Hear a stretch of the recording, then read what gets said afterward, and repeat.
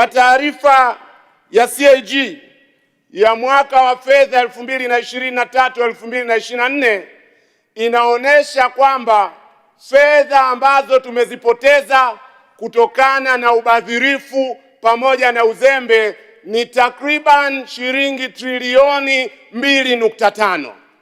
Hii kwa wakati ule ni zaidi ya 5% ya bajeti nzima ya serikali.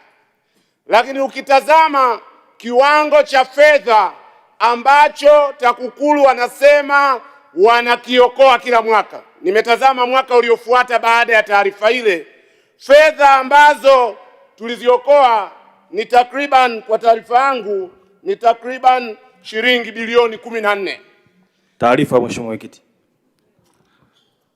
Mheshimiwa Mwenyekiti, hapa tunajadili hotuba ya Wizara ya Utumishi wa Umma.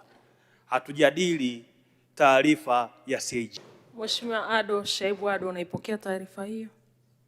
Moja ya jambo ambayo inabidi litazamwe kwa kina kwa heshima ya Bunge, ingawa taarifa zinaruhusiwa, ni kwamba taarifa zinazokuja ziwe na msingi, zisije kwa lengo la kumpotezea muda mzungumzaji. Mimi nakwenda huko ndio ninakokwenda. Nimetoka 23-24.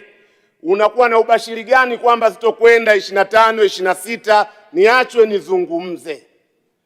Taarifa ya wizara kwenye hotuba yake inaonyesha progress ya bilioni 102 zilizookolewa.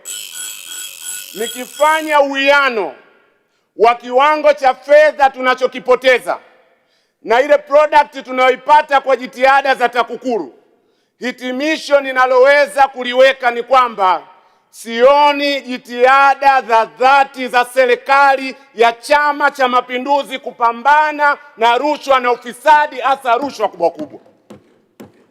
Nitaona hivyo nitapoona yale masuala makubwa yanayobeba upotevu wa mabilioni ya shilingi, TAKUKURU ielekeze nguvu zake huko badala ya kuweka mkazo mkubwa kwa upotevu mdogo wa chini.